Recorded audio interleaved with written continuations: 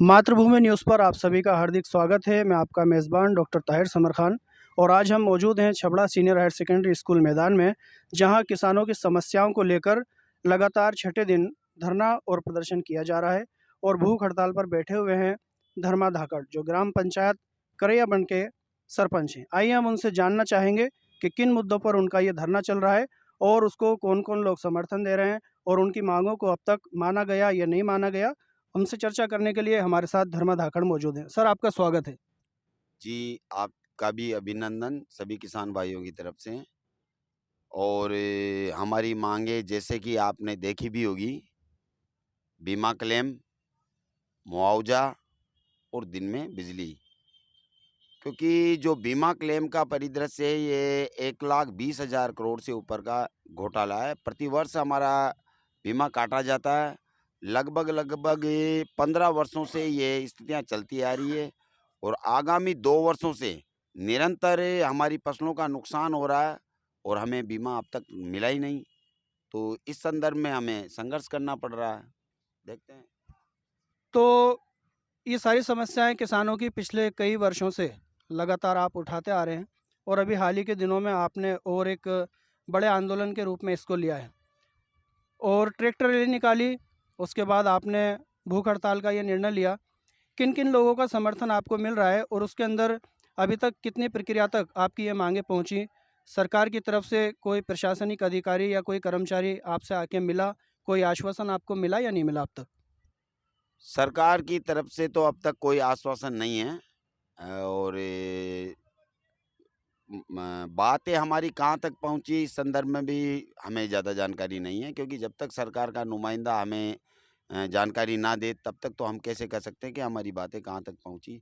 रही बात समर्थन की, तो समर्थन तो किसानों का ज़बरदस्त है। लोगों में जागृति है, अब अपने अधिकारों के प्रति वो सजग हो चुके हैं। और राजनीतिक परिदृश्य के भी काफ़ी लोग किसानों के साथ आ रहे हैं। वो समझ रहे हैं कि भाई किसान रहेंगे तो हम रहेंगे। तो काफ़ी लोग राजनीतिक परिदृश्य के हमारे साथ हैं।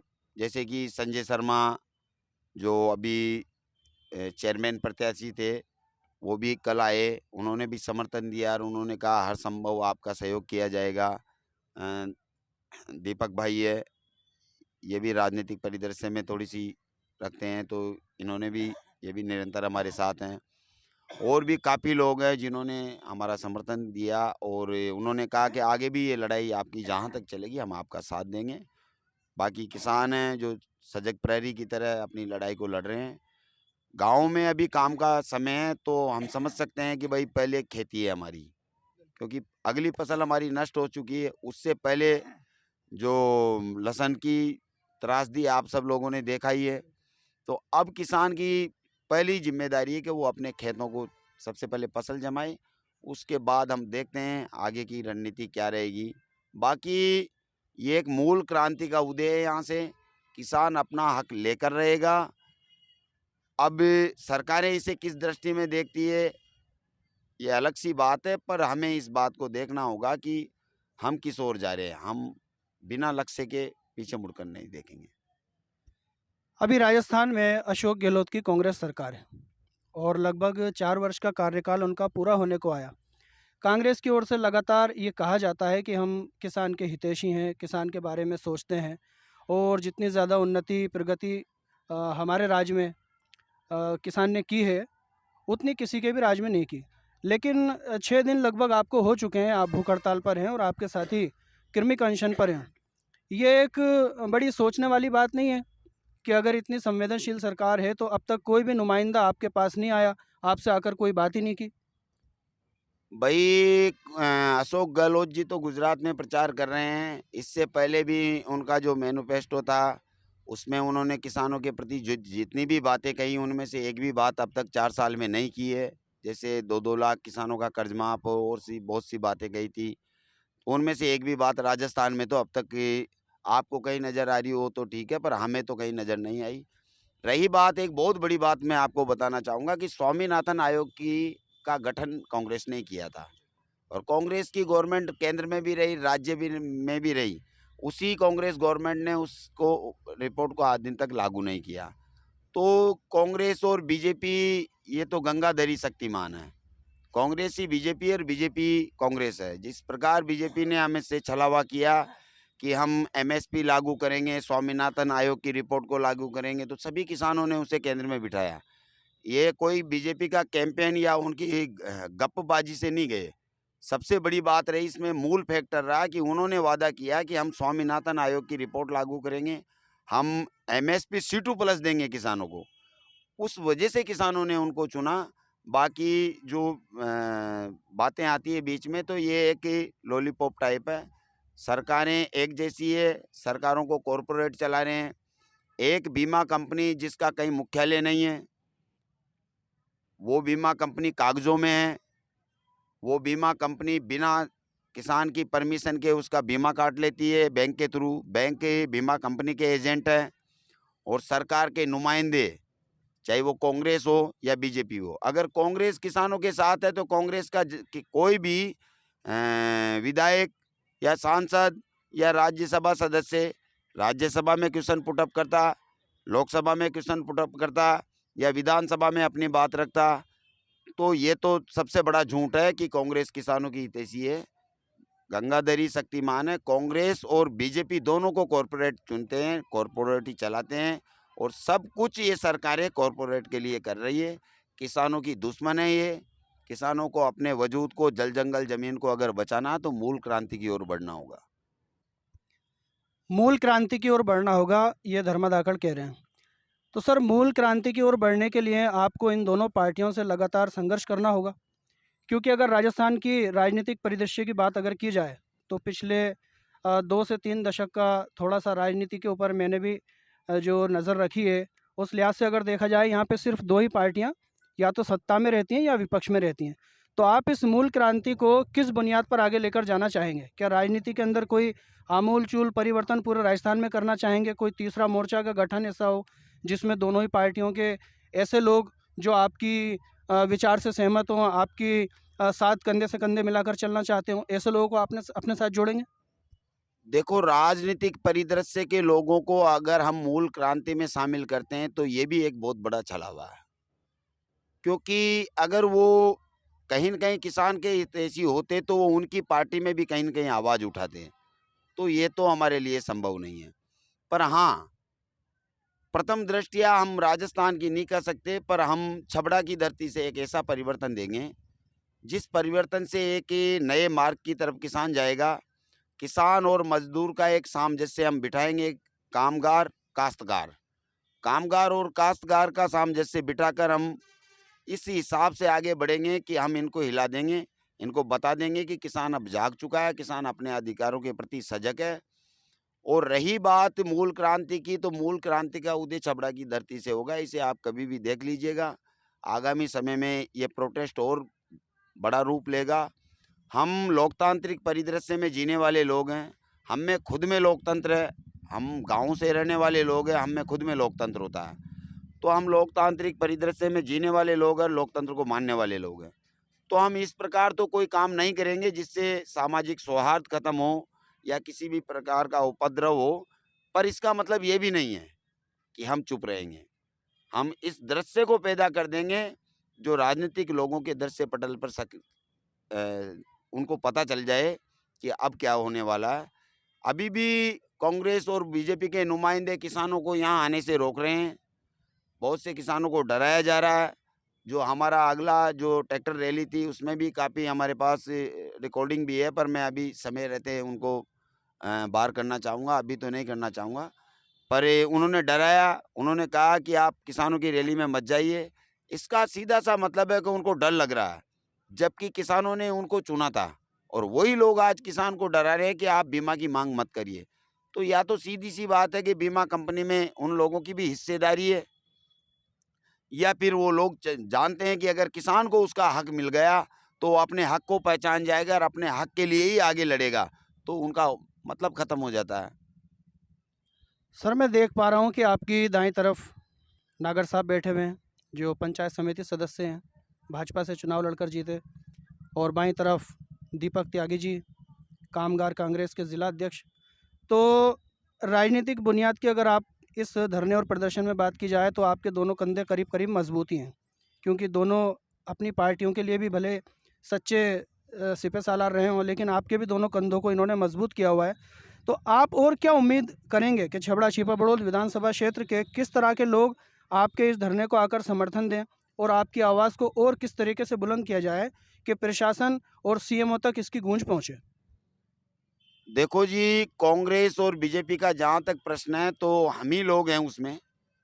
तो जितने भी किसान के प्रहरी है, जो किसान की समझ रखता है और जो खुद खेत से जुड़ा हुआ है, वो सब लोगों का हमारे प्रति समर्थन है। रही बात जयनारायण जी भाई साहब की, तो इस किसानों की लड़ाई को इन्होंने बहुत बड़ी मजबूती दी है।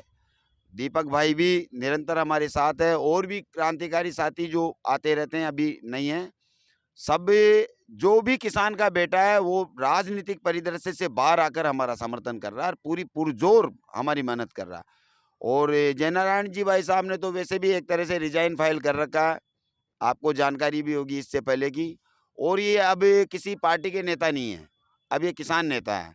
क्योंकि हमने जब इनको आमंत्रण दिया तो इन्होंने भी कहा कि भाई मैं बहुत राजनीति के साथ चल चुका हूँ, अब मैं किसानों के साथ काम करना चाहता हूँ।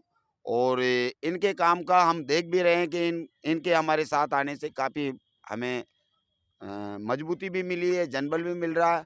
आगे हमारा 20 से 22 के बीच में महापड़ाव रह सकता है और बहुत ही बड़ी संख्या में किसान आएँगे, बहुत बड़ा प्रोग्राम रहेगा। और उस संदर्भ में भी राजनीतिक पार्टियों को मैं फिर आगाह करना चाहता हूँ कि वो जितनी ताकत पहले लगाई है, उससे दुगनी ताकत के साथ उनको लोगों को रोकना चाहिए। हम चाहेंगे कि किसान आए और वो चाहेंगे कि किसान रुके। अब देखते हैं आगे क्या होता है, हमारी मेहनत रंग लाती है, हमारा संघर्ष रंग लाता है, या किसान अपने हक के लिए लड़ता है या राजनीतिक पार्टियों के लिए लड़ता है। 2023 में विधानसभा चुनाव होने हैं राजस्थान में। एक साल अभी तकरीबन बचा हुआ है। छबड़ा छिपा बड़ौद विधानसभा क्षेत्र की ही सिर्फ हम बात करेंगे। क्या कोई एक ऐसा चेहरा इस चुनाव के अंदर आने की संभावना है किसान संघर्ष समिति की तरफ से, जो इन दोनों पार्टियों को ये बता दे कि हम ही से तुम थे और अगर हम नहीं हैं तो तुम कुछ भी नहीं हो? क्या कोई ऐसा चेहरा आएगा सामने? देखो, इस संदर्भ में मैं ज़्यादा कुछ नहीं कह सकता, पर मैं इतना बता सकता हूँ कि हम उसी के साथ जाएँगे जो किसान के साथ आएगा। जो भी किसान का साथ देगा हम उसका साथ देंगे। वो किसी भी राजनीतिक पार्टी से भले टिकट ले आए, हमारी ज़रूरी नहीं है कि हम तीसरा मोर्चा खड़ा करें। अगर कोई भी कांग्रेस से या बीजेपी से कोई भी बंदा, किसान का बेटा, अगर जिसने किसानों के साथ संघर्ष किया और किसान का साथ दिया, अगर वो सिंबल लेके आता है तो हम प्रथम दृष्टया उसका साथ देंगे। अगर राजनीतिक पार्टियों ने किसान के बेटे को टिकट ना दिया और अगर पूंजीवाद को ही टिकट दिया तो हम तीसरा विकल्प देंगे, इसमें कोई शक नहीं। सर, अभी राजस्थान में आप कह रहे हैं कि बीजेपी कांग्रेस है और कांग्रेस ही बीजेपी है।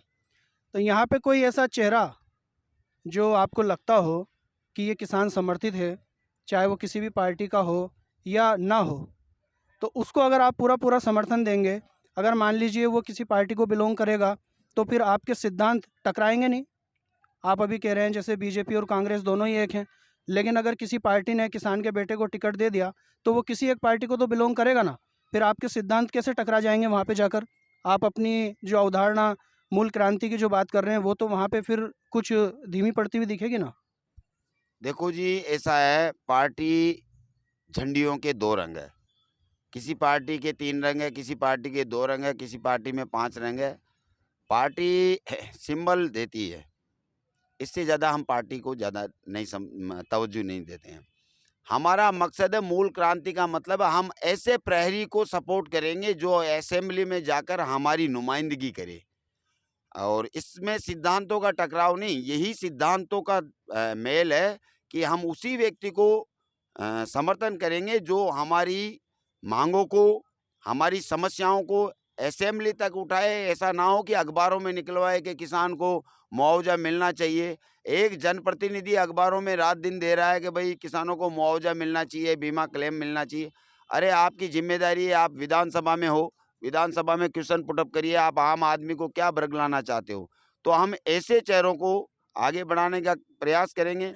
दूसरी बात है कि प्रथम दृष्टया तो ये है कि राजनीतिक पार्टियां पूंजीवाद को ही टिकट देती है, किसान के बेटे को कोई टिकट नहीं देगा, जहां तक मेरा मानना है। अगर दे देती है तो हम मूल सिद्धांतों से ही समर्थन देंगे, ऐसे समर्थन नहीं देंगे। उससे बड़ी बात यह है कि हम जाजम पर फैसला करते हैं, हमारा फैसला एकांकी नहीं होता। हम जब भी फैसला करेंगे हमारी जाजम लगेगी, सभी किसानों को आमंत्रित किया जाएगा और जो भी हमारा प्रत्याशी रहेगा हम उससे सामरिक दृष्टि से प्रश्न पैदा करेंगे।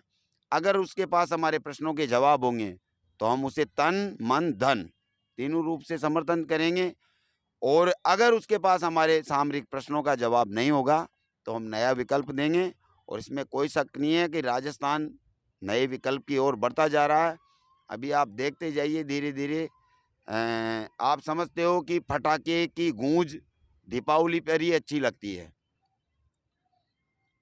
तो आप इस बात को समझिए कि राजनीति जब अच्छी लगेगी जब राजनीतिक परिवेश आएगा, जब चुनाव आएगा तो काफ़ी चीज़ें बदलेगी। राजस्थान के हर कोने में हर विधानसभा क्षेत्र पर हमारे क्रांतिकारी प्रहरी हैं जो काम कर रहे हैं और सजग प्रहरी की तरह काम कर रहे हैं, हर जगह काम कर रहे हैं। तो उन सबको हम तीसरा विकल्प भी दे सकते हैं और उन सब में से हम ये भी कर सकते हैं कि अगर कोई भी राजनीतिक पार्टी किसान के प्रहरी को टिकट देगी तो हम उसका समर्थन भी कर सकते हैं, वो कोई सी भी पार्टी हो, हमें झंडियों से कोई फर्क नहीं पड़ता। क्योंकि झंडियाँ हमें बरगलाने के लिए हम सिद्धांतों से ही समर्थन देंगे, किसी का व्यक्तिगत समर्थन ना दिया जाएगा। जब जिसको भी समर्थन दिया जाएगा वो वैचारिक ही दिया जाएगा। अभी छठा दिन है आपका और आपके इस धरने की सूचना उपखंड अधिकारी महोदय को भी होगी, तहसीलदार साहब को भी होगी और नीचे से ऊपर तक ज़िला स्तर तक भी होगी। तो आपकी चिकित्सीय जांच के लिए कोई चिकित्सक या चिकित्सा कर्मी आते हैं? सरकार की तरफ से इस तरह का आपका पूरा ध्यान रखा जा रहा है? हाँ, लगभग सरकार की तरफ से पूरा ध्यान है। चिकित्सक भी डेली आते हैं सुबह 10 बजे के करीब, और CIDCB के भी क्रांतिकारी साथी वो युवा वो आते रहते हैं।